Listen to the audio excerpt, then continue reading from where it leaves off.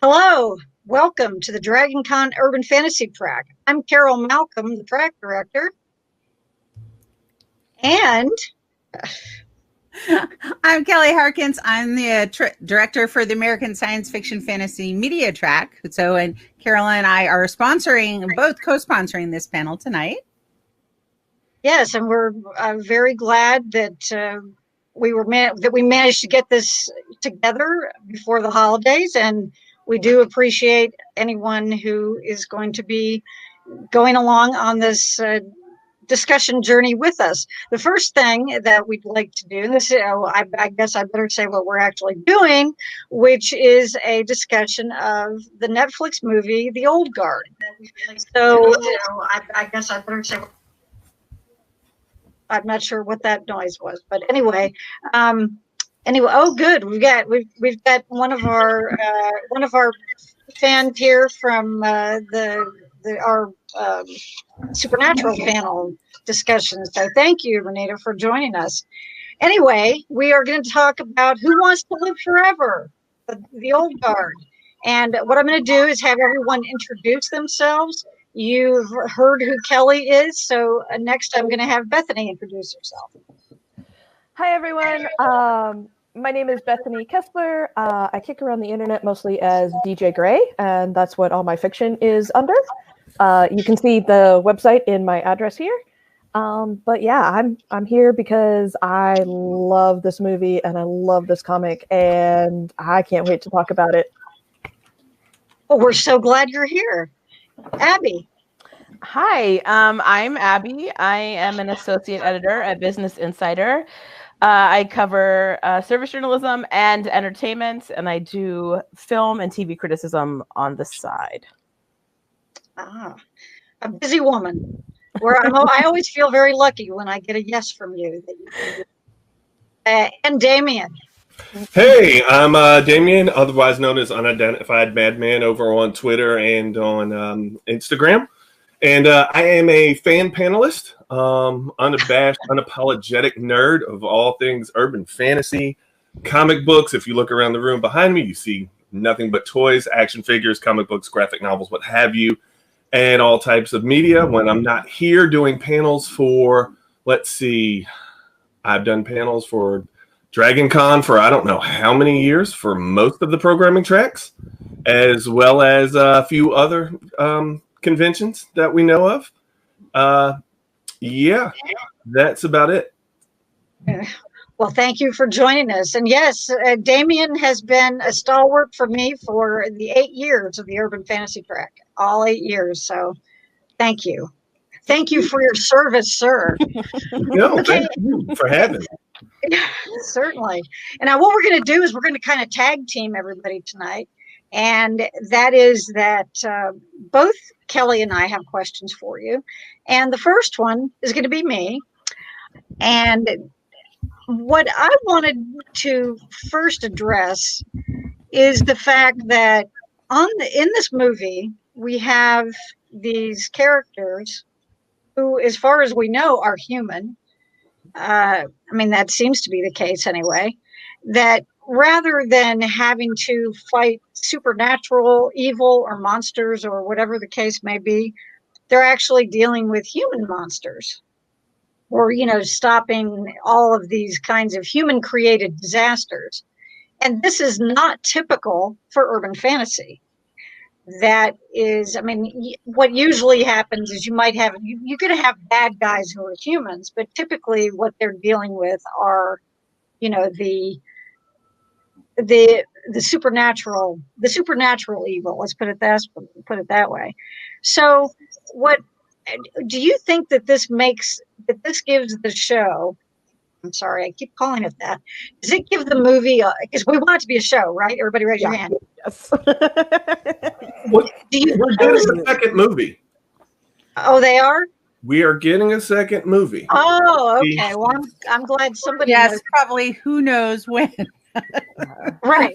That's the other thing. But how do you think that difference kind of plays into the whole narrative of the story and that they're trying to tell? And again, I do want to stress that that I know some of you have read the graphic novels and some of us have not.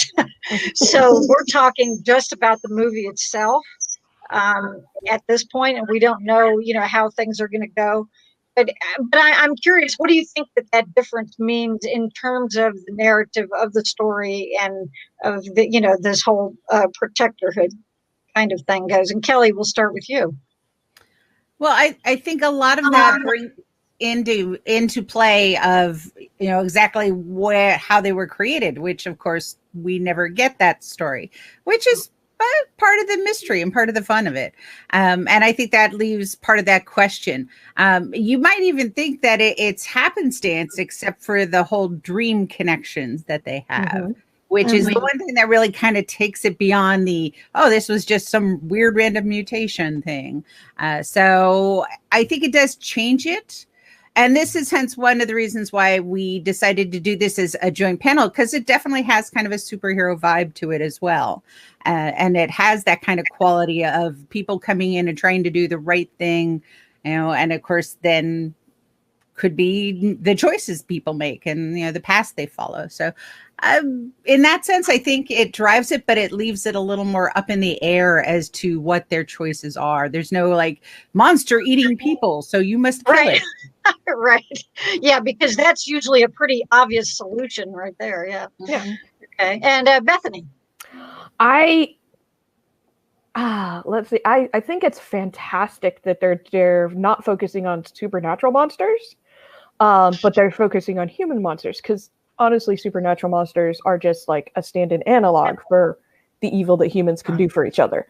So it's kind of like cutting out the middleman, and it's really refreshing to see. And this is probably the best action movie I've seen in the last 5 years, because it's just there's no beat they don't hit, and it nails every single beat. And it's kind of like a Charlie's Angels, but better. And more, this is gonna sound really funny, but more kind of grounded in the kind of pseudo realistic world. So yeah, no, I think it's fantastic. I honestly cannot wait to see what they do with the sequel. I think we agree with you. Abby. Slightly on that note, I'm actually more interested in a prequel. Yes, but that's like a whole other, that's a whole other discussion. But in terms of Carol's specific question, I think that I love urban fantasy, and I love urban fantasy for the reasons that Bethany mentioned. This film really sort of got to the heart of what I think the genre tries to explore. And that was really fun. But I also think that it was just sort of nice to, I even when I'm doing comic booky stuff, all of my Marvel interests are very much like Daredevil and Runaways, these characters who are very much living in our world and not up in the cosmos dealing with magical gods. You know what I mean? And this felt very, very grounded in a world that was familiar to me, and it felt very lore-y, and urban fantasy is always very lore-y. It's always about sort of the thing that exists in the shadow, the thing that we don't see. And just having the chance to be able to be grounded in reality, but also hear the story from the people who might be considered the bad guys in somebody else's tale. Immortality can be weaponized. And for this group of people, it wasn't. They were the ones sort of under attack for being able to live forever. But they were also doing, as we sort of saw by the end, really good, important work. And I think that's sort of the superhero element of it. That's kind of nice, right? It's being able to have a power and own it and use it for a greater good. So I enjoyed that inversion. And kind of typically like that version. And also I think Gina Prince Bythewood is absolutely fantastic. And you'll probably hear me brag about her multiple times during this panel, because this action, urban fantasy and action, I love fighting. I love urban fantasy, and she just nailed this in a way that really made me excited to see more from her. So. Mm-hmm. Cool. All right, Damien. Okay, this is where I go. All right, nerd card, because this is one of the comics that I picked up actually in its first run before Greg Rucka had in. So Greg Rucka is the actual writer who came up with this story in the comics, right? He's known for other female-led comics. He did, let's see, really good Wonder Woman run, Hakatia, I believe it is, where she kind of snapped for a second, had to take care of business. He did another comic that got turned into a movie, Detective. I want to say it was Kate Beckinsale in a movie called Whiteout, a detective tale. Yeah. Right. He did that. Right. So he got optioned a while back. And so with reading the comic, one of the things that was very interesting that they didn't really delve into, and I get it, with a very short time frame, you have to look at where can I cut and still keep this story, because from my understanding, there's a lot of things he fought to keep in the story, and I'm sure we'll discuss more of that later. But one of the things that we just talked about isn't necessarily true, which is you don't get the backstory that you get in the comics of Nile and Nikki, right? Mm-hmm. And how they got together, because they were on opposite sides of the fence. One's on the side of the Crusades, and the other fights for the other side. And that's how they actually came together. So it isn't always necessarily, hey, we're out doing good work. It just happens to be sometimes what side of the fence and belief that I fall on. They didn't get together until after they realized, hey, we can't die, right? And we're killing each other over and over again. Yeah, right. That is interesting. Yeah. Right. I had to bring that up. Yeah, that's the thing that I'm glad that, yes, they kept some of the elements of, yes, other things are being done. But I think some of that is because of Andy being the oldest and picking and choosing at different times. And I'm pretty sure in the past making mistakes of, this is maybe not the side I want to be on, or, ooh, this is, you know how we go right now, we look at tweets and everything else, we go, ooh, this didn't age well at all, right? That's based on some of those characters. Yeah, that's true. That's true. Now we have Rob, who has joined us, and I want to have you introduce yourself, Rob, and thank you for he was a very last minute fill-in for someone who dropped out. So Rob's always first in my heart, though. So Rob, welcome, and you go ahead and introduce yourself, and then I'll repeat the question for you. Okay, great. Yeah. So, sorry I'm late. I literally just saw the thing and then jumped on. So I apologize. I'm Rob Levy. I do panels for both these fine ladies here, and I do some stuff for neatcoffee.com and a couple other things.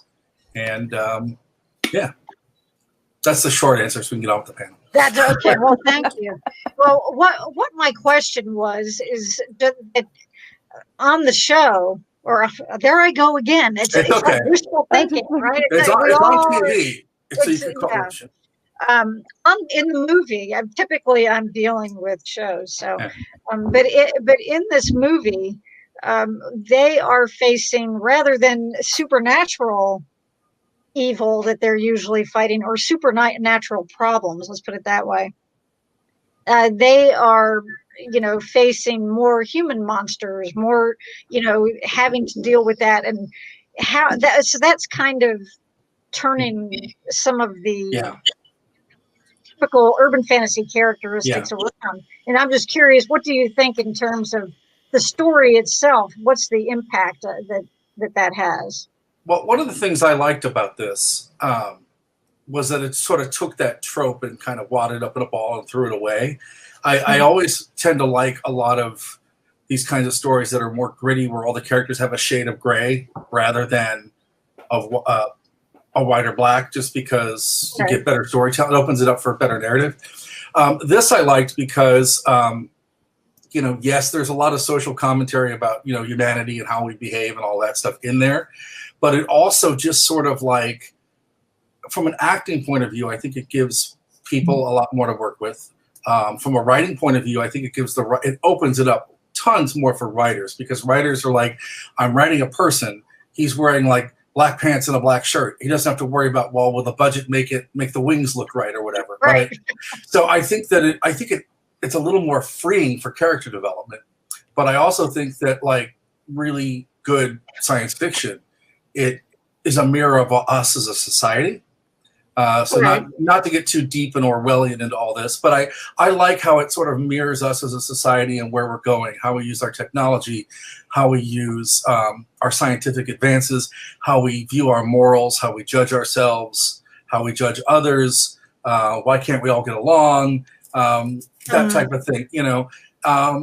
It's more, I went into it not expecting much, and I was very, very, very surprised because, you had people shooting other people, but it wasn't like Stallone people shooting other people. It was really, really well thought out and branched out.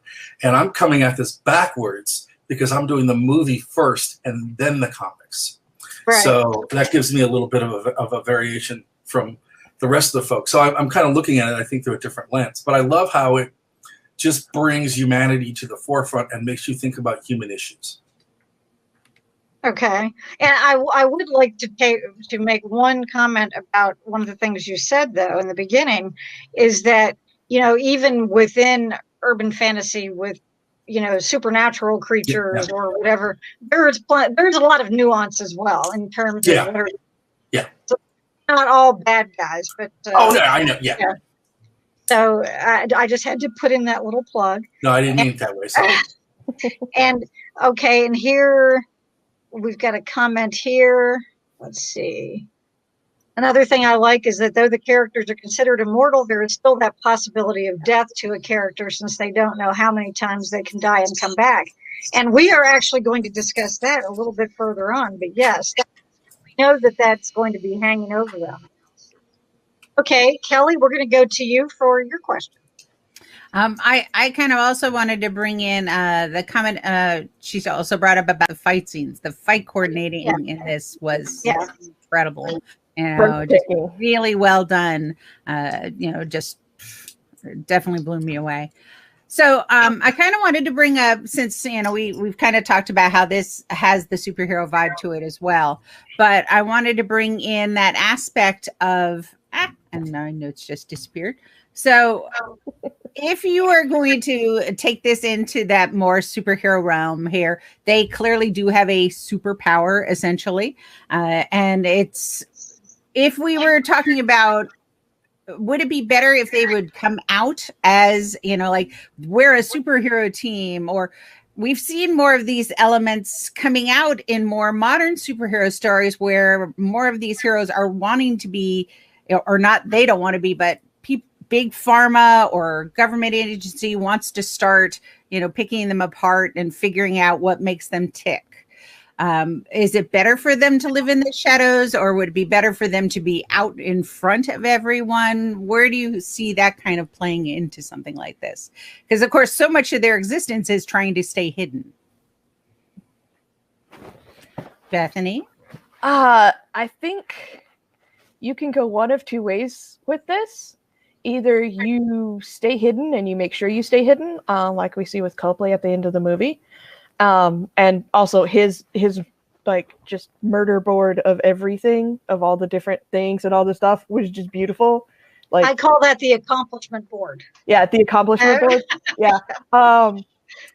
Like this movie is just like a chef's kiss, perfect in like every way. But if you're going to go public, then you have to go public and you have to become so famous, so visible that if someone tries to disappear you, people will notice and like raise hell. So for what Andy and the team are doing, I think it actually makes more sense for them to be in the shadows. Because that way, I mean, like we see the same thing in Marvel with the Whispers of the Winter Soldier. Like just mentioning his name like sends chills through everybody, whether or not you know who that actually is. So I think that's why it's more important for them to stay in the shadows, because just like the whisper of the, oh, you don't want to do this or you don't want to do that, because if you do, there's a chance these people might come after you, and like they're the boogeymen for every bad guy out there. So yeah, that's my 2 cents on it. So I'm gonna reframe how I think about their superhero powers.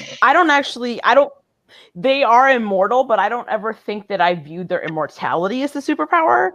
I thought I viewed, in sort of the sense of drawing back to sort of Daredevil-esque vigilante characters, that their superpower is their incredible fighting ability that they got as a result of being able to live forever. And so for me, if that's sort of how I'm looking at their superhero powers, it makes more sense for them to stay in the dark and not to go forward. They don't really have a good sense of how their powers work, their immortality works. And I think that's dangerous for them and for other people. And it seems like they can functionally do better work. I mean, there's a point where Charlize Theron's character points out that like people thought they were gods, and like that has significant repercussions. It just feels like none of them really want the whole world to know their business, and if they're not invested in sort of being out there in the world like that, I don't think they want to be people who fight alien bad guys. That wasn't the vibe that I got from them. And if they sort of want to remain cloaked and clothed and be in the shadows, I think that works better for them. I think it makes them more compelling. I'm not quite sure I would want to see them out in the public just like beating up on people, because we actually don't really know if there's anybody who's comparable to them in this universe either. You would literally just be beating up on regular folks, which I feel like there are systems in place that like, or that's the way it could look to somebody else. Right. Exactly. Which, as The Boys has sort of shown us, can be that kind of stuff can be dangerous. So I just feel like, you know, there's a way that we handle a bad pharma CEO, and it probably isn't sending 5 immortals after him to like whoop his butt in public and, you know, make an example. But yeah, I would probably want them to stay in the shadows. Damien? All right. So for me, it makes sense in terms of how the story takes place and what you know of all of the characters, right? I will go real time. We live in a society right now that typically can barely handle wearing a mask, staying home. Gay people, we've only had open illegal interracial marriage for maybe 50-something years, right? Now you flash back to what you know of the story, and that's Andy had a hard time, Gwen had a hard time, Booker's had a hard time, Niall, every generation that they've had to deal with has been, oh, we are woefully underprepared to understand anything that this is over here. When they find out what we are, the first thing they try to do is kill us. And knowing that we can't die, but then we can, we just don't know when, and it takes a very long time, right? And you hear, you know, the focal point that sticks with me with this question is when she's having the dream and they cut to her being in the bottom of the ocean in that iron coffin, and you hear her screaming, dying, screaming, dying, screaming, dying. That is far worse than living forever, watching all your loved ones die. That, like they said, that would drive anybody insane, because exactly, right? I don't know when this off switch is going to come, right? And so for me to either be captured when they were burned alive for the first time, when they discussed that, oh yeah, that was excruciating, right? When Booker tells her, when he gets blown up and he's like, yeah, big wounds take longer, right? We still feel when these things happen. You've got to deal with hundreds of years of every time we're found out or every time something happens, here's what happens. And it's no different than what happened with Copley. And you're right. We can't send 5 immortals after, you know, a big pharma CEO. And the deal is they didn't send 5 immortals after a pharma CEO. He came after them. They were minding their business, and he decided to hit that hornet's nest, and he got exactly what he deserved out of that situation. So with this, you know, I'm glad it's set kind of against a very real world and historical backdrop and everything else, but it's not mask and capes, right? And to Abby's credit, yes, you spend a lifetime being immortal, or at least hundreds of years, you learn different fighting styles. So I love, you know, all of the fight choreography that comes with, I was fighting in the Middle Ages, I was fighting here, I was fighting on horseback with bow and arrow, now I've moved here. And you see, they all ended up moving as a unit, even with the new person being there. They still all move the exact same way because we all pretty much had the same training, right? So we know how to instinctually just play off each other, even in a modern warfare situation. So hats off to the fight coordinators and the stunt team, because I believe they used the same people she used for another comic adaptation that she did called Atomic Blonde. I believe they were behind the same stunt team that was behind that as well, which had a bunch of hand-to-hand combat and some gun use in it as well at the same level. Rob? So, yeah, what they said. But also, I think for me, the thing I think is interesting too is that by having them lurk in the shadows, you are sort of eliminating that very frequent use of modern technology to sort of escape through holes in the plot.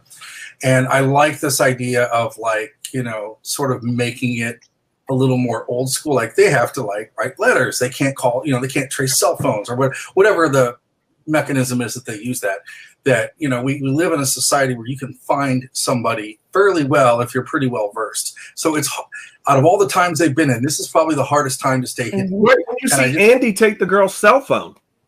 Yeah. She really got the picture, yeah. Here you go. Yeah, and I just think that adds such a dimension to the storytelling and to the narrative, and also, you know, makes them think about another worry they have to. You know, in the Middle Ages, it was just like, okay, which side are they coming at? Now it's like, you know, how'd they find me? Are they going to find me? Can I rest for 5 minutes? Because, you know, at a time when these characters, probably more than like any of us with our jobs, really need their downtime. So, you know, not being able to worry about having that sort of gives them, you know, a time to mentally switch off. So. I think you bring up a good point, but I think also conversely, they make a point of saying how it's become easier to find each other too now. You know, as the centuries have gone on, the improved technology now and their own experience and being more aware of things enable them to connect more than it used to take. They said months and years to find each other. So, I mean, and in Chitwell's character literally had like a board, like it looked like Google Maps, but like physical. Like he was able to trace where they were through time, the way that Google Maps traces us. Yeah. And that's why, their major superhero power is their teamwork. Because that's flawless, and you only get that through long exposure and stuff. But Copley's board. He's just tracing them throughout history, which, as a historian and also as a Crusades historian, which made Nikki and Joe just my favorite characters for a bunch of reasons. But that's not easy to do. Like that is very. Very hard to do. There was a point she made about that too. She said this: we do not take the same, we don't go through the same channels twice at all. We don't do this twice at all. For this reason. Right. No repeats. Yeah, she said that at the very beginning. Yeah, we don't do repeats. And I think one of the interesting things that they don't have to be as concerned about, one of the reasons that I think one of the arguments for staying in the shadows is that if everybody knows who you are, you know, a number of you mentioned, well, then also they're going to be, you know, if people know who they are, then they're going to try to get to them a lot more, you know, a lot more often. But also if you, and this is always an issue with superheroes, that the people that they care about are always at risk if their true identities are known. And this is something that they, you know, have to hide. So that's, I think, another good argument for them staying hidden. Yeah. And then the only other thing I think we hadn't brought up yet is that, hey, if they're known and stuff, it also opens them to the, okay, so you were here at this crisis, but where were you at this, or this crisis? I mean, they're long-lived, but they're not able of instantaneous travel. So you can't be all people. Yeah, and they've brought that up in other superhero things, like Superman literally making the comment, I can't be everywhere, even who I am, I can't be everywhere at once. Yeah. And that is one of those things. It's what do you choose to get involved with? And of course, Copley found all the right buttons in that initial ambush to get with them. Yeah. And we thought he was such a nice guy, or at least I did, but yeah. I thought it was interesting that Andy knew even at that point that something wasn't right. She wasn't very trusting. Of course, I guess after living as long as she has, you might have trust issues anyway. But now Kelly, you were talking about choice, and that's actually a nice segue into my next question. Is that when Nile joins the group, she says, well, she's upset. Well, I didn't choose this. I didn't want to do this. And Andy says to her, none of us had a choice. There isn't a choice. Now, this reminded me exactly of, there is the the urban fantasy trope of, people being chosen and without, it's not something that you have to necessarily agree to. Maybe you don't act on it, but if you're chosen, you kind of have to, or, it is incumbent on you to at least make use of these gifts that you're given. And we talked about this in terms of Warrior Nun, also with, because that was quite an issue for that. And I will say that we're going to discuss this again once we have DragonCon again, in person or whatever. We will be talking about that in books and media. But how do you think this aspect, this no choice aspect, how do you think that it affects the characters in terms of how they behave, how they act, how they feel? What kind of an impact does that have? And Abby, we'll start with you this time. I would say that it makes them more human. It's okay. I'm going to do this. Carol, am I going to do this every time we have a panel?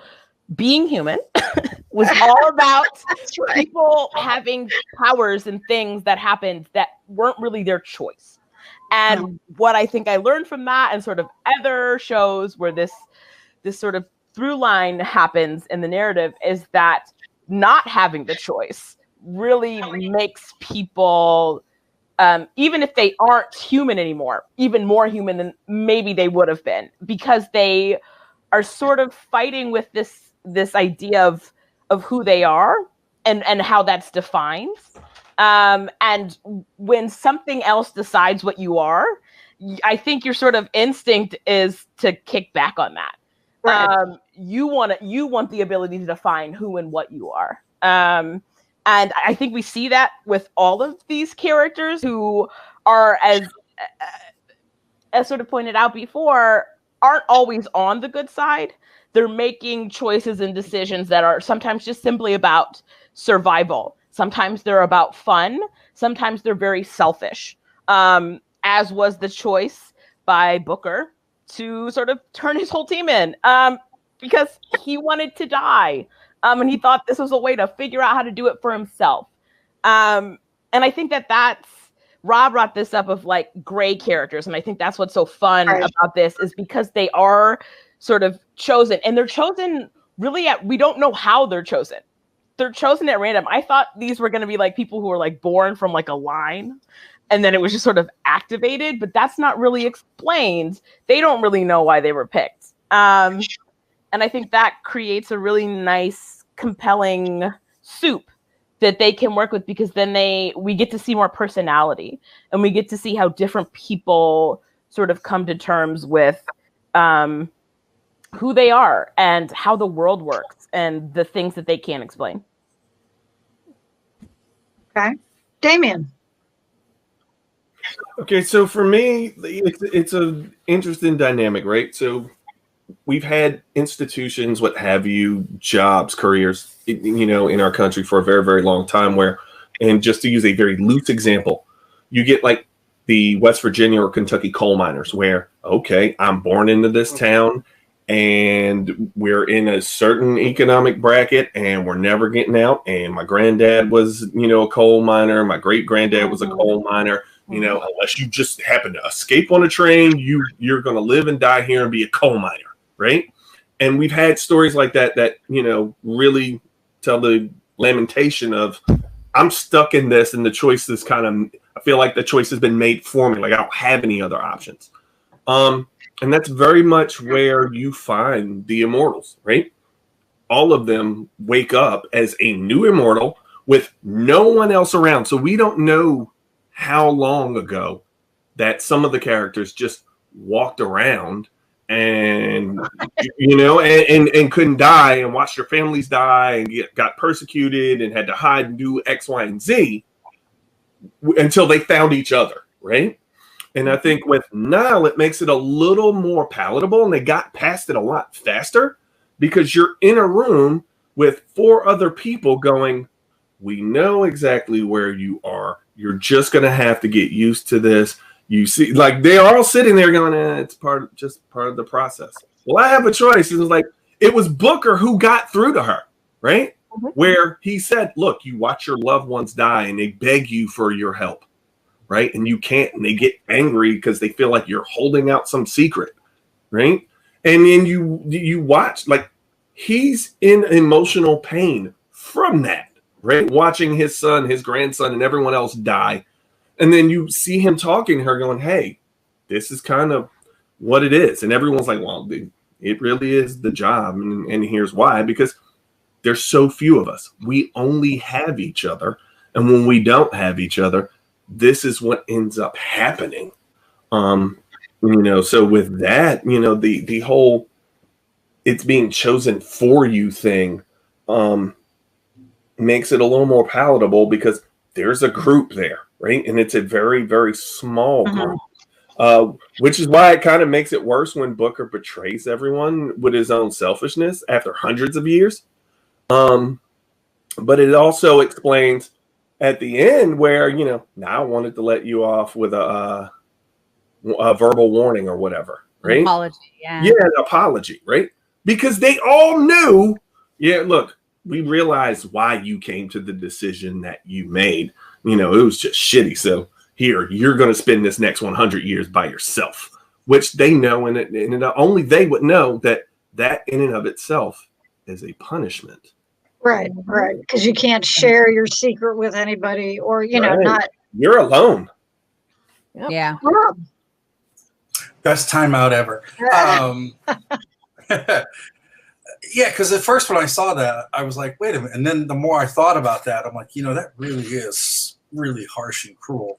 I think, too, that the fact that they know there's so few of them and the fact that they know they're going to die eventually, but not the dynamics of it, really makes it a weight that as they meet another person who is in their same boat, it's sort of, it almost is like this pass it on thing.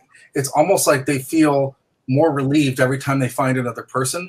But I also think it gives them a sense of duty and responsibility that they may not have had if it was just the core group we see at the beginning. I think with each person that they find, it changes them as a group, which of course it would because you're bringing a whole new personality and everything too. But I think it sort of makes them each reevaluate their belief system and sort of their code of ethics almost, and makes them sort of reevaluate who they are. It's almost like a reality check every time they find a new person. It's sort of like, all right, there's another one. What do we do? How do we handle this? Where do we go next? I think that, and that's kind of cool. It's sort of like this recharging, their sort of chi sort of, I guess, is kind of a way to think about it. Okay. Kelly. Well, I like the point you brought up, Damien, and I was kind of going to go there myself, is I don't actually agree with the line about they don't have choice, because I think that we all often as human beings have this illusion that we are often trapped when we could make that decision to walk down the street into a new life. It doesn't necessarily mean it's a good choice, but and I think that's something, you know, whether it's because you have people who have lived these lives for hundreds of years, so they have that perception that this is the way it is, but it's also going to that classic, you know, Marvel hero line, you know, with great power comes great responsibility. The question is, what do you choose as your responsibility? And they have chosen what they have, and they don't see any other choice. But I think, of course, when we're going to bring up Quinn a little later, clearly she's going to be making a different choice in the future. Yeah. You also have to consider they have the benefit of being through history.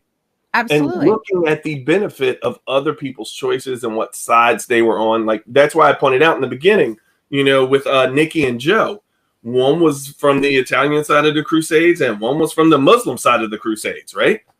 To Rob, what Rob was saying, like your whole thought dynamic on what's right, what's wrong, why we're fighting and what we're fighting for, you know, changes when you get to live way past some things. And then you look back and go, we see it all the time. That was some nonsense in history. But we also find, you know, Quinn, where, hey, some people don't learn from watching history. Well, especially with them, where they had that, they were brought up with those blinders that this is what is the right choice. There is no choice. You can't have a love like what they end up with if they had stayed in that mentality, but they broke out of it. So that's where I'm like, the choice question is kind of you know, one that is easy, but I don't think it's kind of a trope in some ways. That's why I'm and they use it, but I think they lean a little too hard on it because she does have a choice. She could walk away. She could call her family. Doesn't mean it's a good one, but it is there. Well, I think that Andy's comment could also be taken, or, you know, it could also have been taken to say, well, they didn't have a choice in whether or not they were chosen. Sure. Yeah, that's what I took it as. Yeah. How they react is something else. And Bethany. So, to piggyback off of Damien's point, there has been some nonsense in history. I get the question all the time of why did you choose history? And I'm like, because it is the biggest, longest running soap opera ever. Like truth is stranger than fiction. Like, there's points where I'm like, you cannot make this up. If you put this on Our Days of Our Lives, nobody would believe it. like it would be too much even for a soap opera. So to that extent, history has had some nonsense. But to go back to the choice question, I mean, none of them chose to have this gift. And I think, and like with Abby and like what Carol was saying, I think that's kind of where that comes from. Because the people who would choose to have that gift, like voluntarily, are exactly the type of people you do not want to have that gift. Like Merrick. Like that's one of those things. It's like, this is the hand I've been dealt, so I'm gonna have to make peace with it somehow. But I think it's gonna be, and I mean, I love Nikki and Joe. I love them with a deep, burning passion that I reserved for, like my very first fandoms in life. So, because they're just, not only are they great characters portrayed by great actors, and they have a great story in the comics, which I found the comics after the comics had always been on my to read list or to acquire list. It's just when I saw the trailer for the Netflix movie, I'm like, I should probably like buy those like now. and I'm really, really, really eagerly waiting for the third part of them. So but yeah, I mean, it's just like the choice thing is, it comes up to, you make that choice every day. When I get up, am I going to have cereal or am I going to have a protein bar? And that's kind of, And it comes down to those choices every single day for them. And yeah. To Kelly's point about Quinn, this was actually like one of the things I was most excited about. And I was kind of slightly disappointed that we didn't get like any sort of teaser in the film as it ended. But I think this is where the Chosen One thing gets really interesting, because like we don't have the power, but as Kelly brought up, you can choose what to do with it. And when you're dealing with somebody like Quinn, who has had something that terrible happen to them, like this isn't somebody who maybe started out being like a person we wouldn't want to have this power. But now we're going to have to look at what the consequences of people maybe not having other people's good choices thrust on them, and having this power. And what does that mean? Like, I kind of got a little X-Men-y vibe from it. I was like, oh no, this is going to be somebody who is now looking at humans as a threat, and as sort of like the worst version of everything. And what happens when an immortal has that feeling about human beings? Historically, it has not gone well.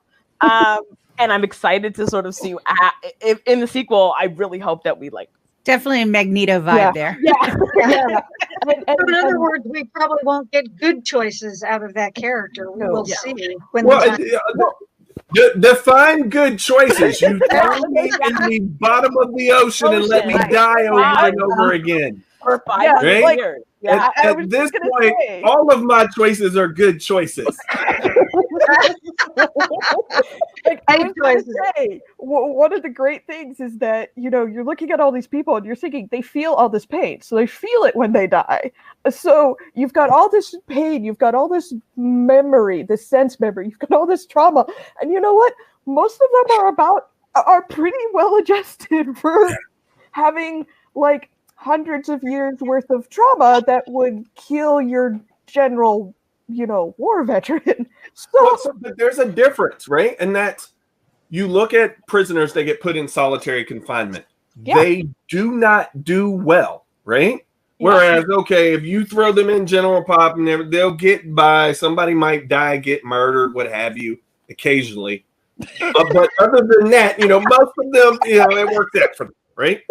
Versus the ones that go in solitary confinement for extended periods of time, they end up really not doing well. Most of them end up killing themselves, what have you. And so I look at the group, right, who we've found each other after all this time, and we've been together all this time, and like occasionally people get murdered and stabbed and what have you, like we saw. But then you have Quinn that's been sitting there alone for like 500 years. Like 500 years has been at the bottom of the ocean, right? Waiting for the family to come dying over and over again, right? I completely justify every murder that happens. Well, except we don't know exactly when she got out. We know when she showed up, but we don't know when. So, and this comment here from Renita is the sequel has to tell us how she got out of her coffin, and we agree. Okay, well, it was narrated by David Attenborough on one of those shows when they went into the Marianas Trench with Jacques Cousteau. They actually brought up stuff. That's what happened. I'm just saying that's my version. Okay, there you go. So Headcanon accepted. Right, and then she killed them all. And Kelly, it's you're up.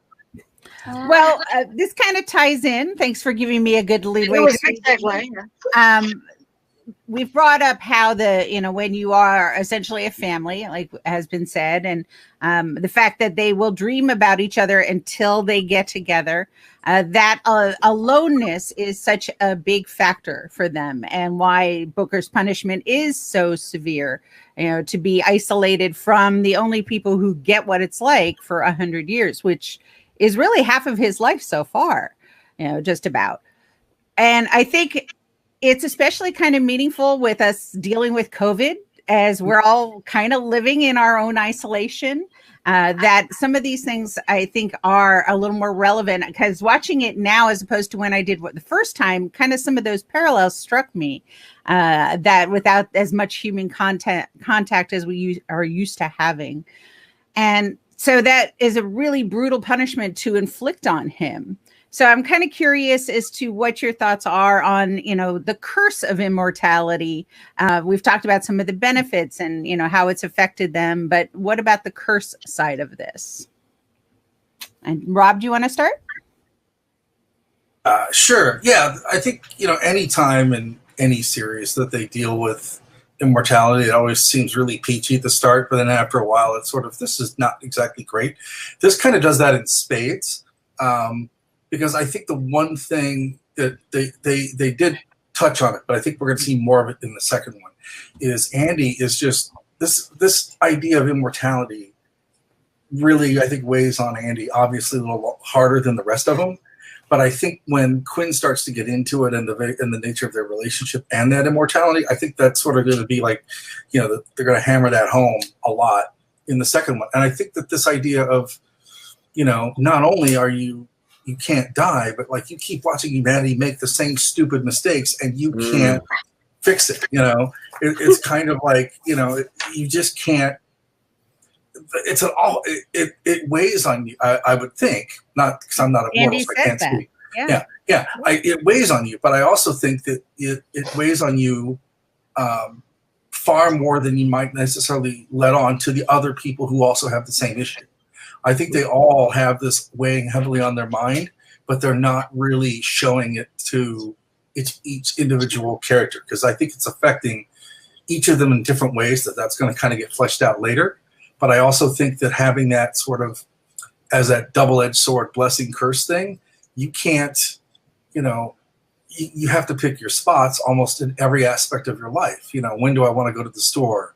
When do I want to have a friend who's normal? When do I, how do I, and then all your friends are the same friends all the time. So you have to get along with them. Like, you can't make new friends, right? There's not a Facebook for these guys. So they can't meet new people. So what it does to their interpersonal relationship skills is pretty crappy. So. Carol? Would be a downside. Well, I think probably one of the worst things, and, for Booker even, talks about this. He tells it's when he's strapped to a chair or to one of those. It's not a chair to be comfortable in, but when he's being experimented on, and Nikki and Joe are upset with him, of course. And he says, "Well, you guys have always had each other. All she and I have had is our grief. That's what they've had, for all those years."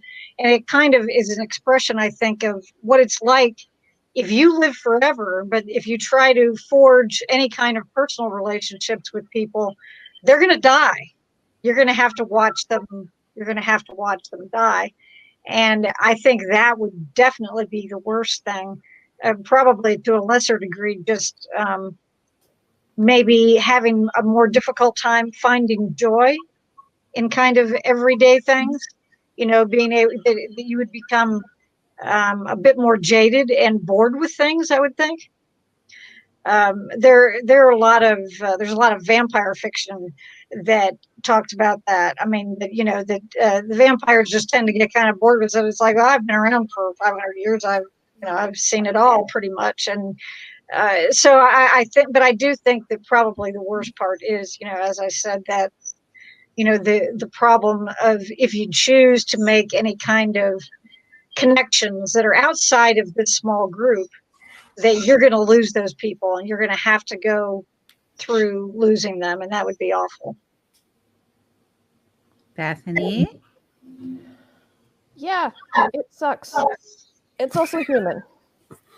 I have read way too many of these books and seen way too many of these movies. But I mean, loss is human. I mean, we're all like we don't know if we have tomorrow. Like, immortals can probably bet that they have tomorrow, but normal humans can't.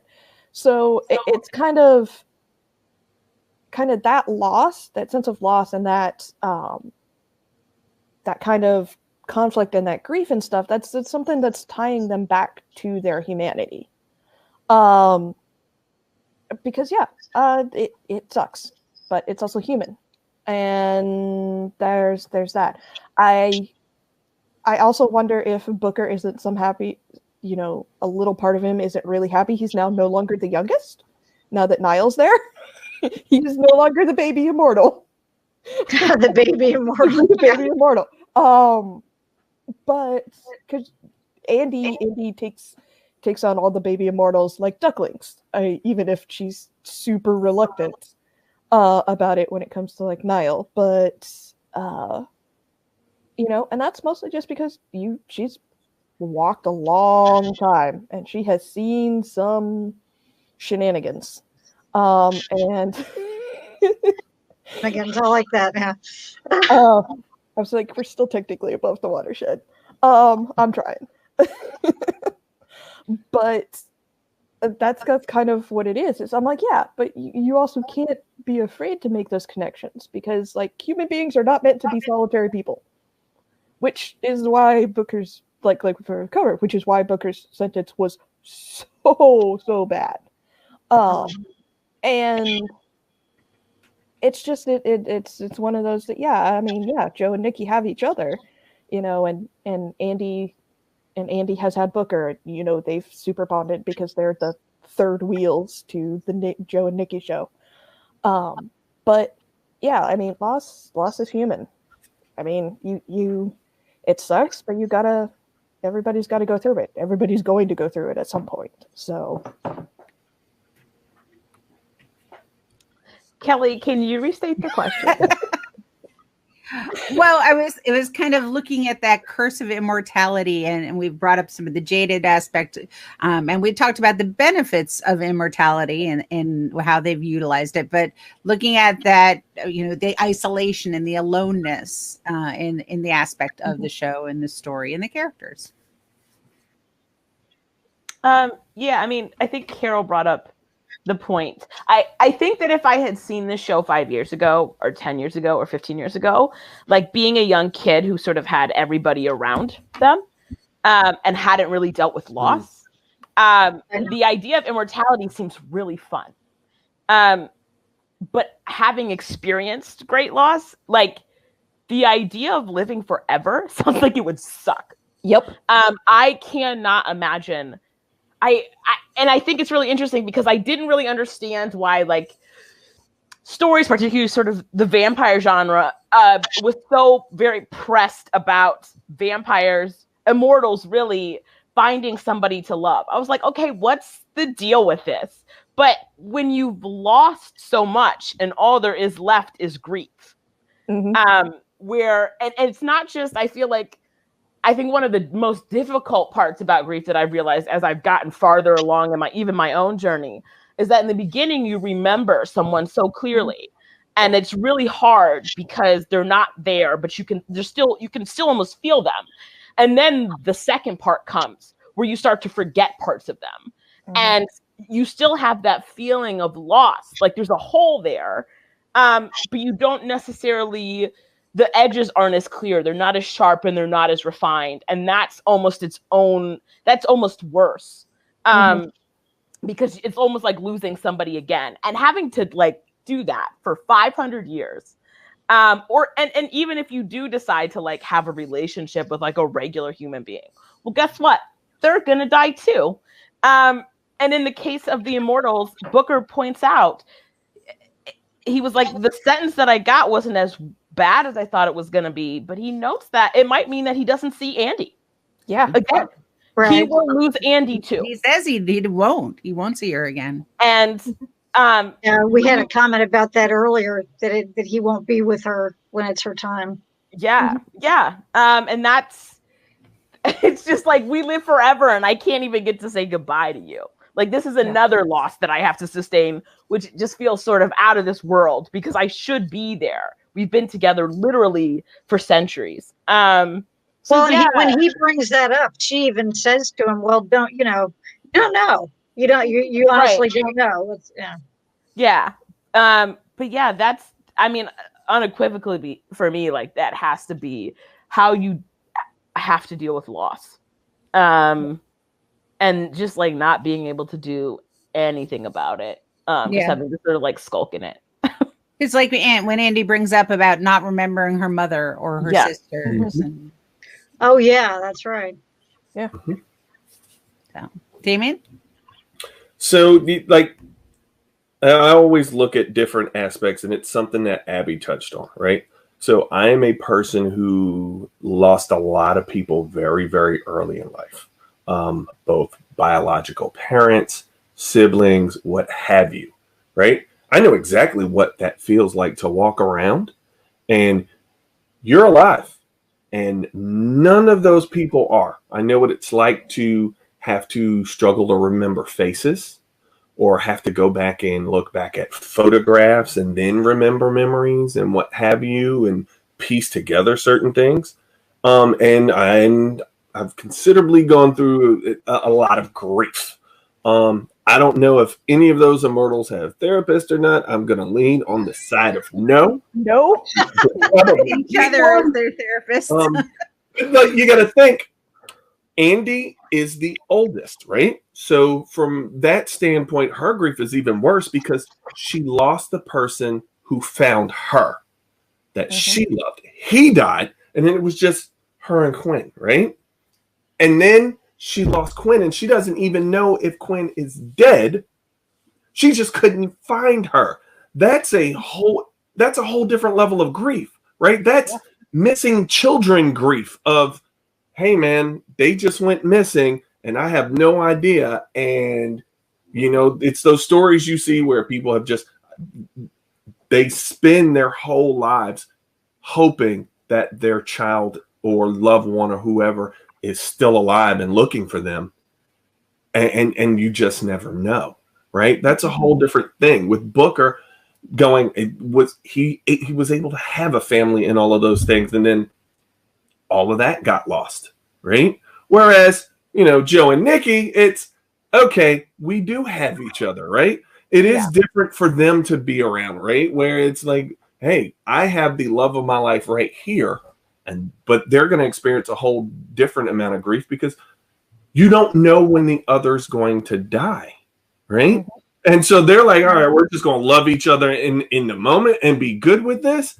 And it's perfect because they absolutely love each other, despite knowing, okay, one of us could die tomorrow, and then the other one has to live for however long, which would be absolutely brutal. I've never liked the immortality aspect of vampires. Like, and that whole searching for love is like, no, you have an option, right? You can go walk out in that daylight and let it ride, right? You can take the heart. You don't have to go and try to pick up girls in a high school and fight with werewolves. This is a clear call out. Okay? With your sparkly self. You're 100 years old talking to a 17-year-old. I'm not okay with that. Now, to get back to the topic, though, it's hard, right? Grief in and of itself and losing someone is hard. But then imagine hundreds of years at a time of just loss, right? Because as long as you stick around and as long as you don't die and your immortality doesn't conk out on you, right? You're just sitting around until someone offs you and it decides, oh, well, now's your time's up. But you don't know when that's going to be. Whereas, like we're all on the panel, we at least have a reasonable expectation that within the next 100 years or so, one of us on this panel will conk out, right? Like, to your point, I hadn't really thought about. So you were sort of talking about sort of the different angles of grief, and I also thought about guilt as another angle. Like, absolutely. And you pointed out earlier, these are people who have done bad things. Yes. And I cannot imagine, like, even the like embarrassing things that I've done, I can't imagine having like 100 years to like remember all of like racing to like 200. Like on 200. You have 100 years, you can forget those things. They don't matter. All of the people that would embarrass you are dead. But you can make more embarrassment, right? Yeah, and you can make more mistakes. And you can hurt more people with your choices. And the longer you're alive, the more chances you have to do that. And the more opportunity you sort of have to deal with the consequences of your continuous actions. And like that would really suck. Like if I made bad choices and like people died, and then 50 years later I did the same thing, that would weigh on me like a lot. It's that ties into the murder board, and everything, and how Andy believes that, all of those bad choices didn't matter. And then seeing at the end that all those choices did matter, and knowing that what she did make a huge impact. Yeah. Even as Copley says, 3 or 4 generations later, because only somebody who's in the future or who has lived through it would understand that. Yeah. But to add to Abby's point, right? We're talking about certain choices and life and death and everything. And yet, and this is going to sound real jacked up, but notice, Nile found that Rodan in there, right? You spend centuries alive and you still posed for nudes. What happened? That happened. Now I walked right in and found the Rodan and then realized who it was. And Booker said, probably biblically. And it's like, what? That is a real human response right there. I never know what to expect with you on a panel. But that is how it works, right? It's like, I've killed a few people and I posed for some nudes, right? That's the worst. It's like in 100 years, no one's going to remember. Except your friend who's lived just as long. Right. Booker was like, probably biblically. And she was like, you ass. And they laughed it off, right? Because no one else is around to know. Not like Rodan told anybody. So, yeah. Damien, this is why you're the best. Also, we love Damien. And you had the sunlight comment on a t-shirt. There you go. That's a bacon lightning bolt. Well, we're getting down. We've still got a couple of questions to go. So, are you guys still all good to hang in there for a little bit longer? Yeah, I want to talk about more biblical nudes. Let's do it. I'm going to mention something about religion, but if you want to talk about biblical nudes, go for it. I was going to say, are we talking about the Renaissance now? Because you want to talk about some biblical nudes, man. Yeah, biblical nudes. How can we forget that? When Copley is telling Nile, and this is not at the very end, but it's probably about 3/4 of the way through, that that what his whole goal was to he wanted to share that gift of immortality with the world, and likely we know that he was inspired by his wife's death to try to do this. Well, Niall's comment to him is that it wasn't your gift to give. Now we know what his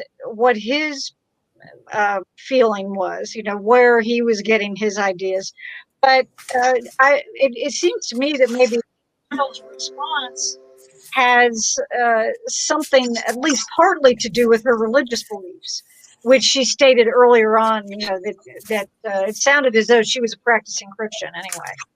Practicing church goer of some sort. And I'm just curious, do you guys agree with that or disagree with that, or where do you think she was coming from when she made that comment about it wasn't your gift to give? And Damien, I think you're the only one who hasn't gone first yet. And Abby's going to go for biblical nudes, so we'll see. Okay, and exit stage left. All right. Yeah. But well, and I mean, here's the deal with that response. She's right. Right. Oh yeah, definitely. You had maybe this will save lives, but we don't know. But you put our lives in direct jeopardy. You saw versus the coming to them and going, hey, we understand you have these gifts. We'd really like some blood samples, what have you. No, we're going to take you by force, kidnap you, put you in some black site somewhere, and extract your DNA in the most painful method possible, right? Which he didn't know that it was going to go that way, but he knew they were being taken by force, right? No matter how you slice that, right? You are removing our ability to have free will and choice. You are now literally kidnapping us. So absolutely no, you never have the right to, well, you have something I want, so I'm going to come and take it. And that's just not how the game is played. I mean, unfortunately, We know throughout history, and they know throughout history, hey, this is par for the course and why we don't do this in the first place. Right? Why we don't tell people what we are. He was naive, and like we can say, well, his reasons behind it were rather noble, and partially they were, right? We're always the hero in our own story. And at the same time, you look at how they went about it and everything else, and it's like you shot them up and then you took them by force. What do you expect anyone to respond to this? Rob? You know, I think that this whole idea of powers as the whole movie has power as a theme. It's like the power of man over science, the power of man over another man, you know, the power of overcoming differences between other people. There's a lot of different ways that that's going on. And I think that they are just very cognizant after living through centuries and centuries and centuries of this idea of power corrupting. There is sort of this thing that they try to do in the movie, even though they are all very much, you know, we're a team, we all do this together. They each know that this gift that they have could be something that could corrupt them in many ways, because they have an ability to use this in a very, very precise way. And I think because they have the knowledge that they, you know, just because I can do this doesn't mean I should, right? Just because they have this power makes them very cognizant of even sharing it or seeing it used outside of anyone in their group. Because, you know, it's like a D&D campaign. They all know what the other person's going to do, but you got this whole new person using all these new powers. It makes them very uncomfortable. So I think that idea of this is our thing. This is what we know. This is how we all operate. No, you can't take this, because we are so used to operating within these parameters and within this world that we don't want to have to step outside and operate in a different way. You know, it's sort of like a motion reflex almost. They're just so used to always these this core group of people. This is what we do. No wild cards. You know, if you got to go, if you're going to have to go through history, you want to go through it with the same people, because you know how they're all going to react or not react. No surprises, you know, all that stuff. So. Well, that's true, except for the part where Booker got the most. I know that was kind of a surprise, although maybe we don't. But compared to the amount of other surprises that they could have, or the other surprises that other stories sort of with Immortals do, you know, they don't have the thing that Damien had where they ride off into the sunset, literally, you know. I think that, you know, it is something about people that have huge power don't want to give. I mean, you see that with Oppenheimer and the atomic bomb. Like, I have this, you have this power. Do you want to use it? I mean, that's kind of a historical element that keeps coming up as people find new technologies, new ways to have power to subjugate someone else. It is always a can we, could we, should we. And I think that their lives are complex enough. They don't want to have to think of the morality of sharing power or giving power or seeing it in a person they can't necessarily control or understand how they operate. And yeah, true.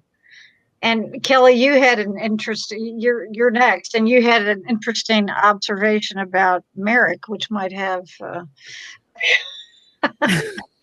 Well, you know, Merrick, I found, even though he's very obviously he's the villain, no question on that. He definitely has that Elon Musk kind of vibe to him. You know, definitely play that for that. And he uses the line about, you know, moral responsibility that we, you know, like lab mice and you're our proprietary resources. And he rationalizes and justifies it.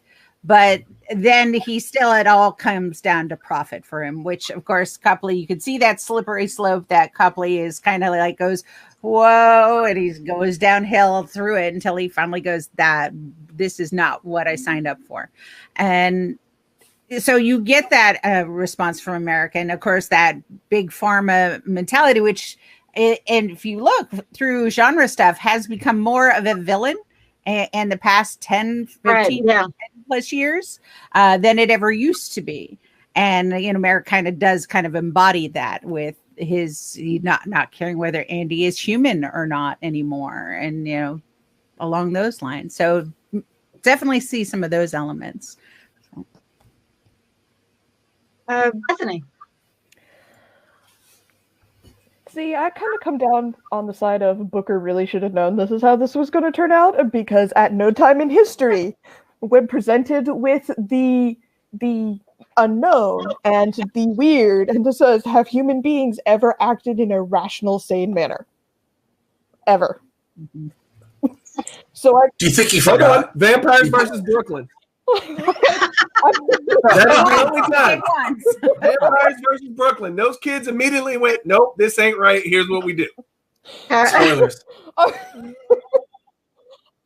kind of feel like, I'm like, no, you really should have seen that coming.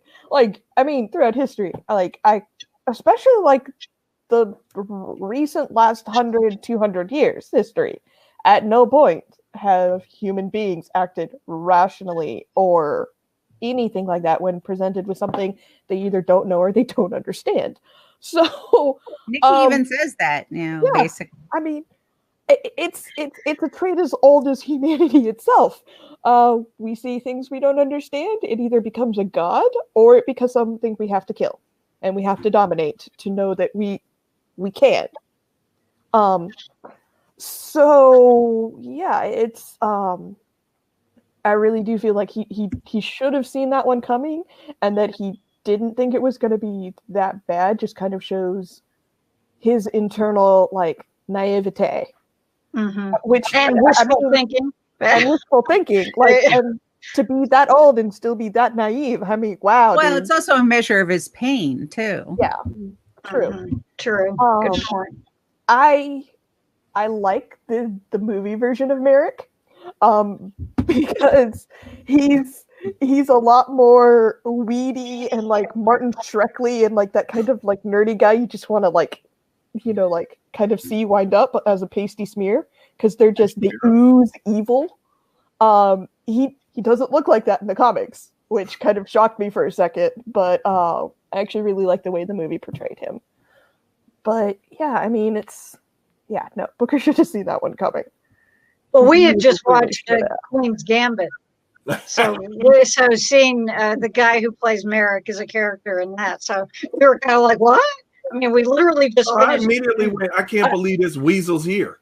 Oh, well, see, the other funny part is that I recently just saw the live-action Aladdin, in which the actor who plays Joe is in there, and so he shows up on screen as Jafar, and my first response was, Joe, eat a Snickers. Where's Nikki, Joe?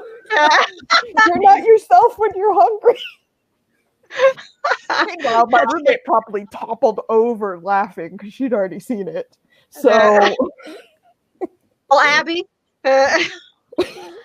I'm not going to talk about biblical news. Instead, I'm going to talk about. I really, so sort of to commentate on sort of superhero narratives. One of the reasons why I really love Daredevil is because it explored religion, and I felt like this show, I think Rob brought it up, that this movie was an examination of power. Mm-hmm. And one of those power dynamics was power over life and power over death. And Andy mentions that, she doesn't believe there's a God. And so you're watching all of these characters, human and immortal, try to navigate a world in which they have no idea who decides who lives and dies and when. And I mean, that's sort of what the goal of religion is, right? I mean, that's why Andy was under attack, and why Quinn ended up in the water. She was taken by religious fanatics who believed that they and a God they believed in should have the right to determine who lives and who dies and when they do it. And so I was really so compelled. I love when we talk about science as magic and magic as science, which Marvel does a lot. It's doing it very much right now. But in this narrative of really just sort of getting to the heart of, I think it's not dramatized. I feel like the nature of Booker's choice, mm-hmm. he didn't have a God. And so he went to something that he believed could fulfill his desire. Yeah. And it wasn't smart. But when you have no sense of like a judge and jury for who you are in your life, and you have no sense of whether it's you're in complete control or somebody else is in complete control. I mean, you're looking for answers, and he turned to science because his faith, I feel like, had failed him. And you see another character, Niall, that just, she fundamentally does not let go of her faith. When Andy says, you know, there is no God, she says, my God is real. Right, and that to me was not just a claim that there is something that we're all responsible for, and that there is something that's greater than even these immortals, but that even if we don't know, these things can still guide us, and they can help us decide the kind of people that we want to be. And, you know, we see with, you know, Big Pharma that they're playing God, and they're playing God in a really dangerous way. Yes. And they're using sort of the same thing, as you might argue, a large religious institution would use, which is, you know, we're trying to find you health and happiness, and we're trying to give you the best version of the human experience. We're trying to cure your ailments, and all of these characters are. It's just, I thought the way that was navigated throughout the entire narrative, and the way it affected so many of the characters' choices, was just so well done, without being judgy at any point about science or religion. We are all just sort of trying to figure this out, and I thought the Old Guard did a beautiful job with that.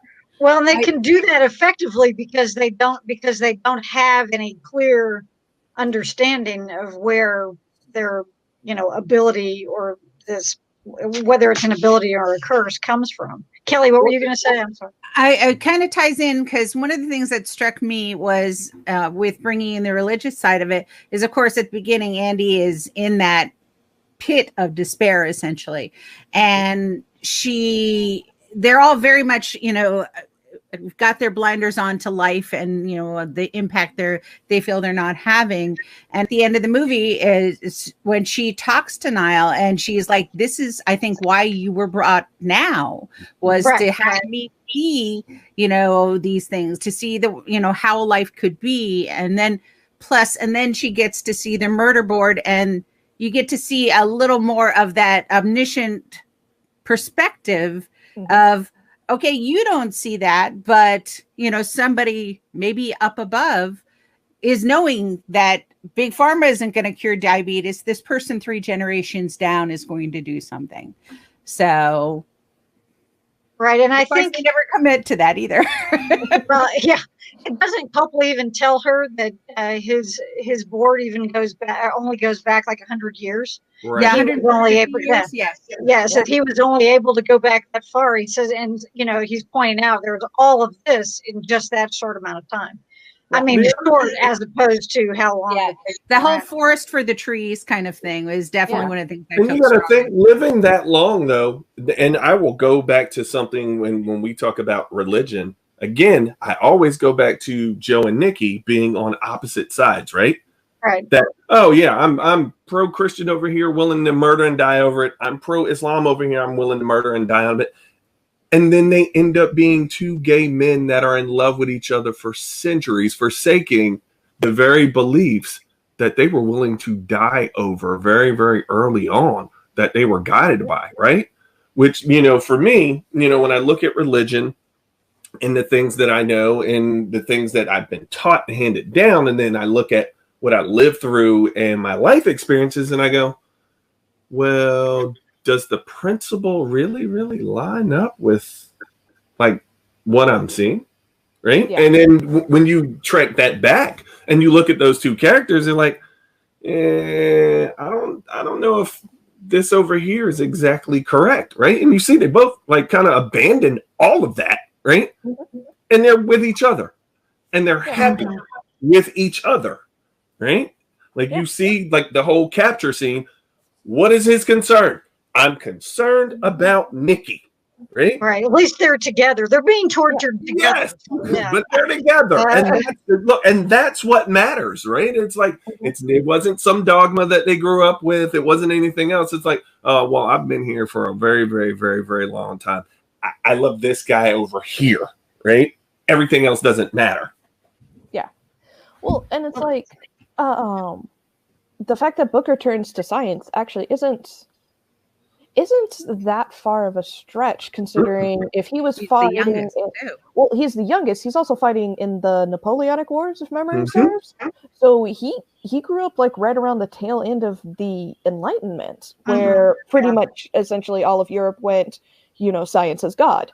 So to put it in a very, very brief summation, is more complicated than that, but we don't have time for that. So, that's another panel. That's a different panel. That's a whole program. Yeah, that's a whole nother topic. That's a college course all on its own. But and that makes sense that he would keep seeing that, and if it finally gets to a point where he feels like he can probably actually go to someone, and so he's putting all his faith and trust in that. It makes sense. He's terribly, terribly wrong, but he seems the most logical out of them all to feel that way. He's the one that's the most comfortable with the technology, from what we can see. Now, Kelly, you had one more question about a character that we were going to talk about, but there's also another topic that has been mentioned by a couple of you that you were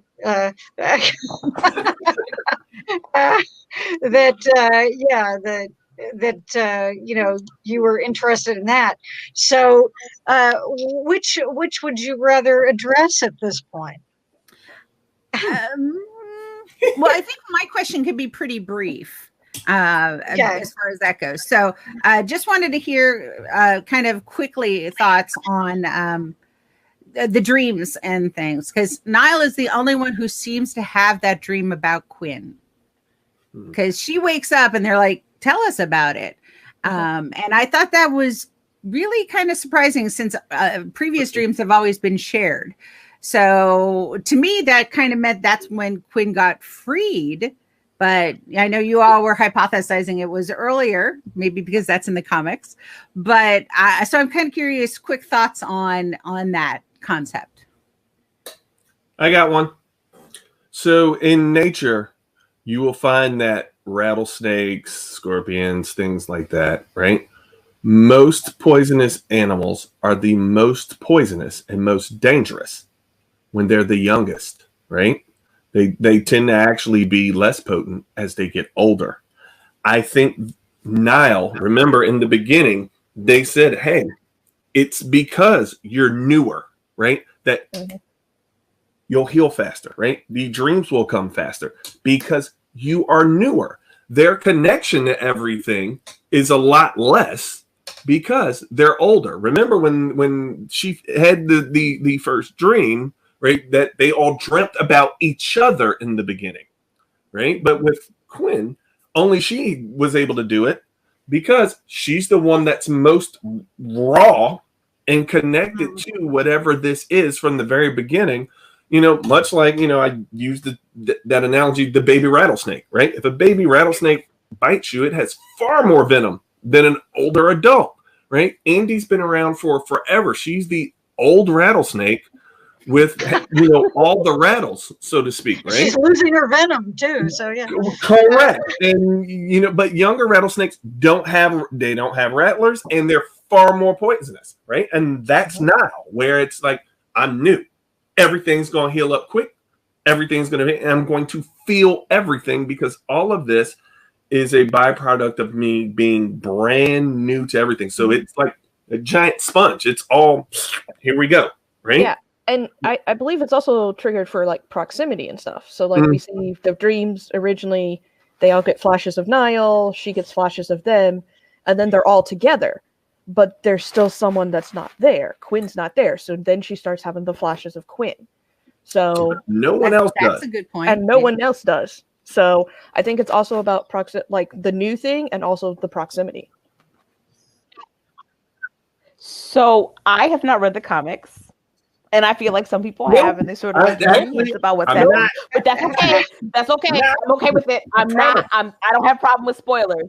I will say, as somebody who has not read the comics, I feel like it was really interesting that Andy asked why Nile happened when she did. Yep. She sort of implied that there was a reason why another one had been created at that point in time. And if you know a good superhero narrative, you know that sometimes people are made to fight other people. You know, you just got to balance the universe. And Quinn came up from the water, and Niall, the universe was like, you got to balance this out. That's what I was thinking. Yeah, so I thought maybe it was more or less sort of like a cyclical, like maybe like one immortal dies and another one gets made, and we have to sort of balance everything out.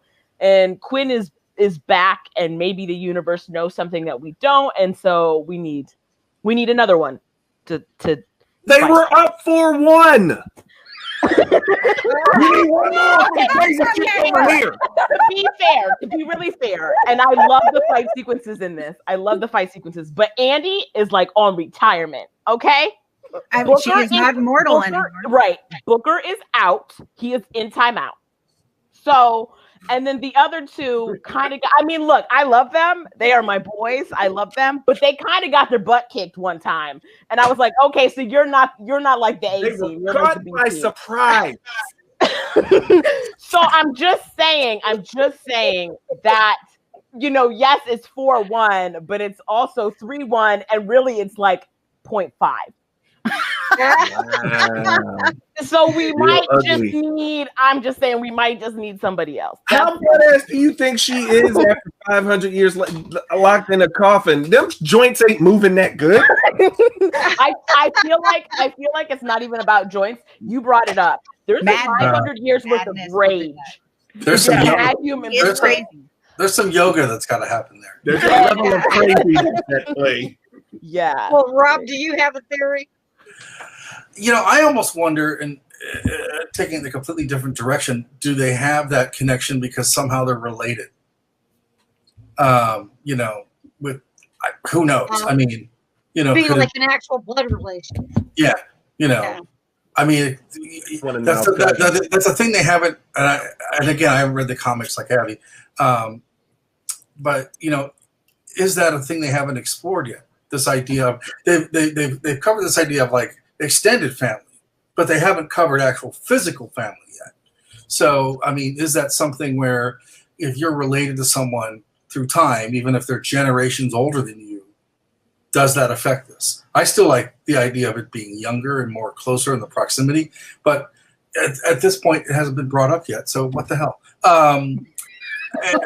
You know, I think there is something definitely to it. I think that one of the great things about this storytelling is we don't really know what the rules are yet. So I think I kind of hope they don't explain it in the second one. I kind of like not knowing, you know? It's okay.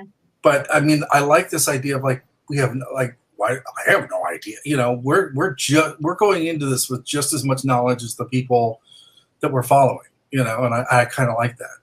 But I think that there is a sort of correlation between the two characters that we have not discovered yet. You know, it's there is some tangible connection, whether it's the universe straightening itself out, whether it's some other force, you know, adding chess pieces on the board, or if it's a number of other, it could be tons of other stuff. I mean, I just love the fact we don't know, but I also think that it's too randomly weird to not be connected somehow. It's Niall's cousin from the west side of Chicago. Yeah. Okay. Niall's west side. The unknown kind of leads into our final question then. So. Oh, well, there you go.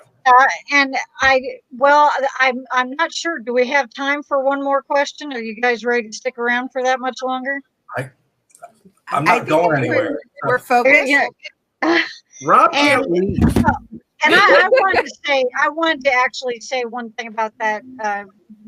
Your point, Kelly, was that after when it became evident that Andy was losing her immortality, my husband and I were watching it, and I looked at him and I said, "Well, I wonder if there can only be 4 of them at a time."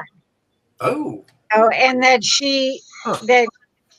that's some magic number or whatever. Well, maybe 5 because Quinn's still Yeah, I alive. would say there have to be 5. If you're going to lose, if you're going to get one, if you're losing one, then you have to have another. Or if you get another, does that mean you have to lose one? So whichever. That was just kind of what I was thinking. I don't know. It's the worst episode of Lost I've ever seen. Oh yeah, there we go. Now, we do know the answer to part of my question is that we will have a sequel, so we will at least have another movie sometime, as Kelly pointed out. But at the end, after seeing what I am still going to call Copley's accomplishment board rather than his murder board, that she says to the group, Andy says to the group, we don't have all the answers, but we do have purpose. After she sees some of this, they have a conversation, or there's a comment made by Niall when she looks at Andy and she said, well, Andy, maybe this is why. Because Andy was saying we don't know why. We don't, whatever. And she's saying, okay, look, this is what you can do. But do you think that this renewed sense of purpose how do you think it's going to affect the story going forward? That for all of them. And Kelly, we'll go to you first. I think I'll having a good mission statement is kind of what it's all about. Now they have the focus, they have a drive, and they make a point of telling Copley he's got to pick the right mission.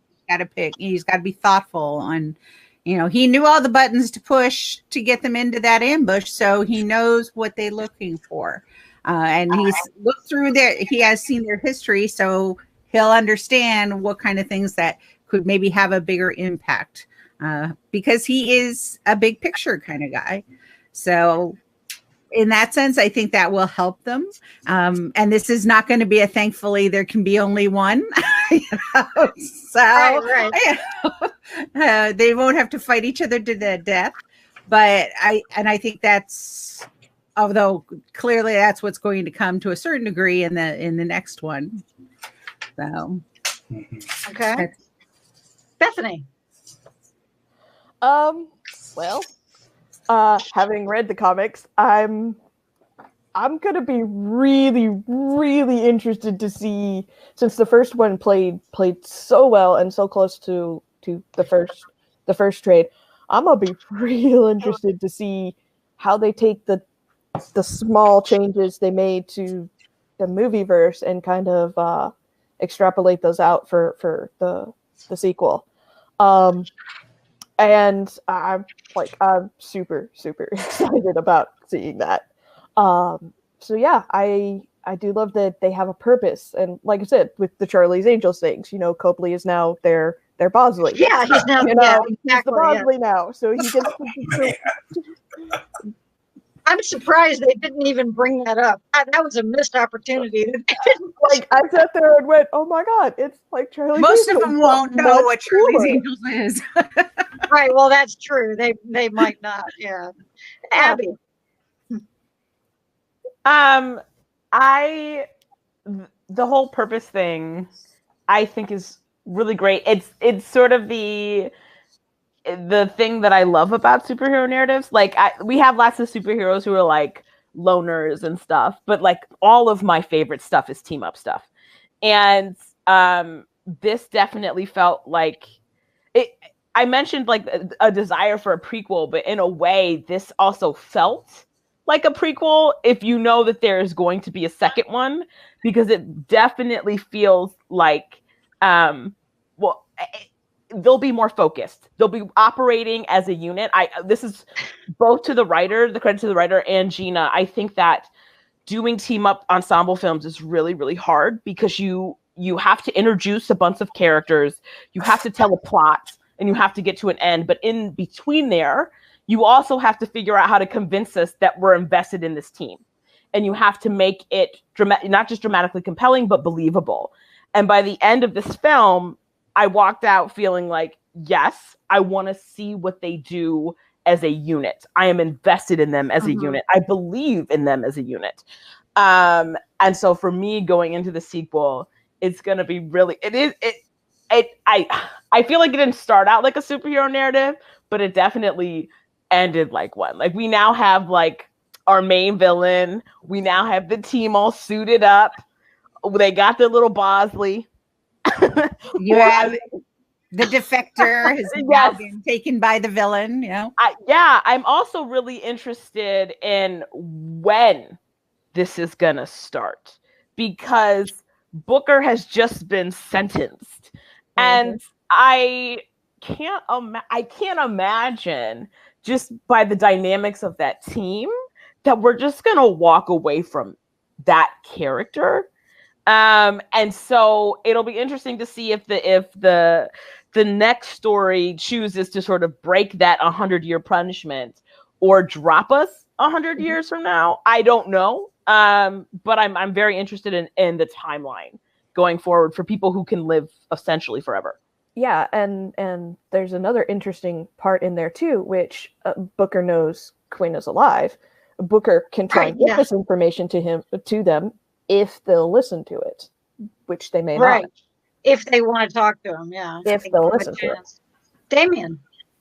Yeah, so, I've done this on panels before, and, this is always my thing of, yes, there are a lot of properties where I separate them from the actual original content, right?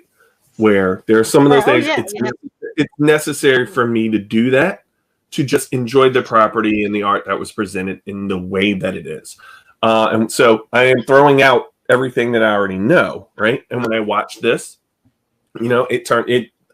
honestly, this is one of the best comic book adaptations I've seen, hands down. Well, it is the same writer. Right. Yeah. And the screenplay is done by the writer. And they allowed him a lot of control. There are a lot of things that I went back after watching this and rereading some things about the production of it all, where there are things he fought for, such as the scene with Nikki and Joe, where he calls him his boyfriend. Rucka fought for that scene because that speech is in the comic books, right? And he was like, no, he was like, because it makes sense that you can't trivialize a relationship of that nature just by, it's my boyfriend. And it's like, are you freaking kidding me? Right? You realize how long we've been together? Like, and then you just gonna, it's just your boyfriend. No, it's also a rejection of homophobia. That makes no sense. And here's the thing: that's a scene that we traditionally. Sorry, I got to plug my MacBook back in. That we haven't gotten right. So with that and what's coming next, who knows? They may deviate from some things. And I'm probably going to be okay with it. But knowing Rucka, he, I'm glad he's been able to kind of very, very much keep not only the skeleton of what he put together in the comic books, but he's also been able to keep a lot of the connective tissue and the heart of what he was trying to create and put it back on screen. With that being said, Part 2 should be a doozy. Oh man, I can't even wait. Right? Because you gotta think about it, you got a lot of people that didn't know what this was, and they were like, wow, this was a badass action movie. We're just kind of like, yeah. I was hoping it was going to be just as badass as I remember it, right? And it's like, oh yeah, this far exceeded expectations. So for me, I'm just like, I'm excited, right? I'm excited and I'm looking forward to it. And I hope whatever they need to move around in order for us to get a part 2, I hope we really are able to stick to a schedule and get a part 2 out. Because it was fantastic, right? And it's like with the same creative team. Like sometimes when you move things around, when you move producers around or whatever, and directors and writers, it becomes something happening else. with COVID stuff. So well, and then not to diverge off of it, but like you look at like certain stuff like that has happened with like American Gods, where it's like, do I want to deal with this right now? And at the same token, it's like, all right, you did a great job with movie number 1, right? I'm on board for movie number 2. I know a lot of people who went and watched it knowing nothing, and they're like, hey, we're on board too. So with that, I think it's going to be really interesting. And I don't think Copley's Bosley, right? Look here. There's something that's just it's weird and stalkerish, okay? You have literally stalked this woman throughout history, right? Only to have her killed. That's weird and stalkerish. That is some I took him more as Oracle as than Bosley. Okay. Yeah. He wasn't following just Andy, though. Yeah. Oh, we lost our Damien there for a minute. Well, Rob, we will let you finish this. You get to be our last speaker, so go for it, Rob. So I will probably go read these now. I know what you mean, yeah. Well, just another thing to add to this obnoxiously long list of stuff to read now. I'm really glad I stumbled on this. I kind of stumbled on it as, it's like, hey, what is this? It had a really great word of mouth going for it, which is really cool because I couldn't, when I was done watching this, I couldn't think of anything that I had, sort of reacted to based on word of mouth really before in a while. And that was really cool. So I think that, going forward, we're going to see some really interesting kind of flips and twists with the characters that have been developed in terms of, everyone's going to make poor decisions because that's what happens all the time. But I think we're going to see, we have these characters sort of in our mind and how they're going to act and think, and I think they're going to flip it. And I think that's going to be really interesting. But I also think you have this whole continuation with, you just flipped it there. See, this whole thing with Quinn coming back, and mad. I think mad is an understatement, probably for that. I think it's right. I think it's almost going to be like just chaos and anarchy. I think it's going to be really interesting to see whether they sort of take these ideas they've introduced and amplify them, or do they introduce new ones, or do they just completely uproot them and mess with us completely and start all over again? I think, from a historical standpoint, they can play with the past now too. We can see these characters in the past doing things, and that also set it up that way. I mean, that also fascinates me. So I'm very curious to sort of see how they treat the ideas of, like, spiritualism and naturalism and right, sort of the ethics of killing and not killing and what they know and what they don't know, and just sort of see how this all affect. How does finding a new person after so long affect them? How does losing someone they've had a long affect them? There's just dealing with somebody among your group that is no longer an immortal. Yeah, and there's a lot of loss. There's a lot of trust issues too now. I think they're going to have a lot of serious trust issues because they have to, like you mentioned, they have to trust somebody who's not one of them. They're Bosley, but they also have to trust, to a certain extent, they have to trust their guts because they have centuries and centuries of going with their gut, and they're almost going against their nature now. And what does that do to them? Well, that's true, because before it seemed as though maybe some of their cases, if you want to call them that, it was almost as though they weren't necessarily random, but it wasn't as though they had somebody working for them who was not one of them to find out what was, to be looking and finding, as Kelly described it, the good cases, trying to find that sort of thing. Now we do, I have one response that I'd like to share that was in reference to what you said, Abby, about liking to see, what are they going to do timeline-wise if they're going to jump far ahead.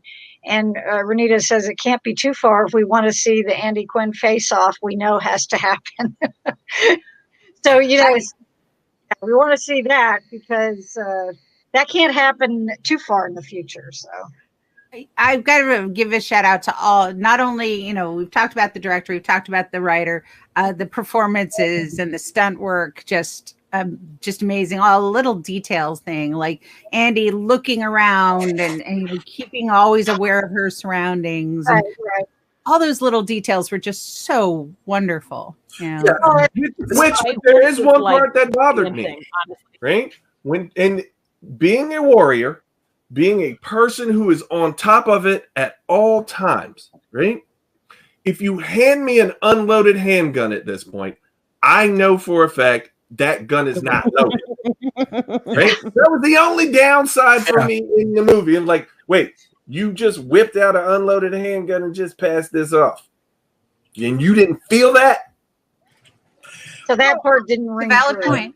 That part doesn't work with anybody that carries a gun or goes to a range on a regular basis, or any of the guys in law enforcement, military, etc. They will tell you, no, that there's a considerable amount of weight that shifts with that you would know that particular gun does not have bullets in it. That was the only silly part. The other thing too I thought was interesting is when Andy goes to the pharmacy and she lets that pharmacist sort of stitch her up. It's like that's a moment when that's kind of the moment when they're letting a non-immortal help them. That kind of shows that that's going down a little.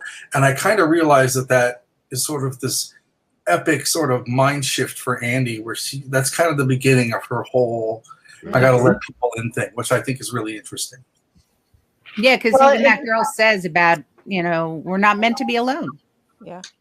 Well, to piggyback off the gun thing, I always just figured that Booker had like a cartridge or something that had the same amount of weight, just didn't have any bullets in it, and had loaded it in the gun.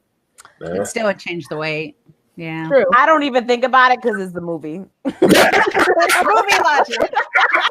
I just mean like I knew the setup was coming. I knew he was gonna do some whack stuff, and I'm like, okay, I'm along for this ride. It might not make sense, but here we are.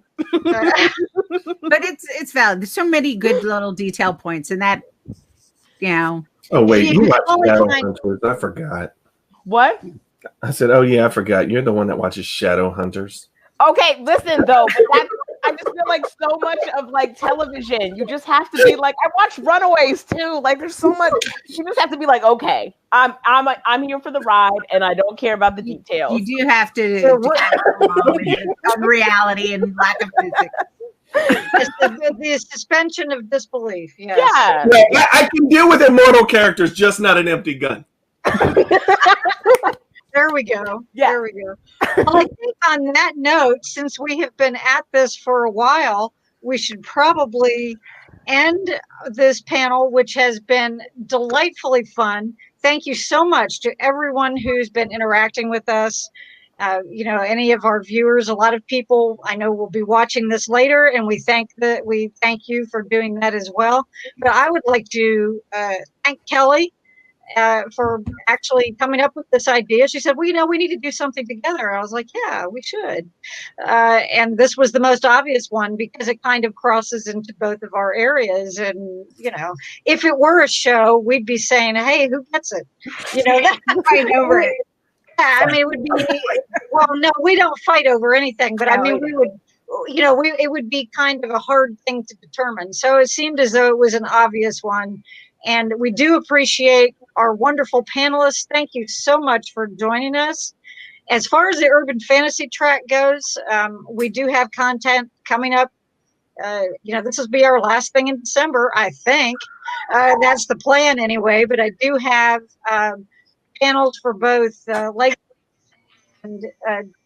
and Nancy Drew coming up in January before the show starts back, the new season start back. And we also will continue with our author series beginning. And then in February, we will have a Ragnarok panel, and we will have another author interview, but then we will also we're going to begin our Supernatural Rewind, which goes back beginning with Supernatural from season 1, and that's going to be a monthly panel, not a weekly, just a monthly, and we will begin that in February. So we appreciate everyone who's been tuning in. I appreciate all of you who have been participating with me and for me over these last few months since Dragon Con. We've stayed pretty busy too, so thank you.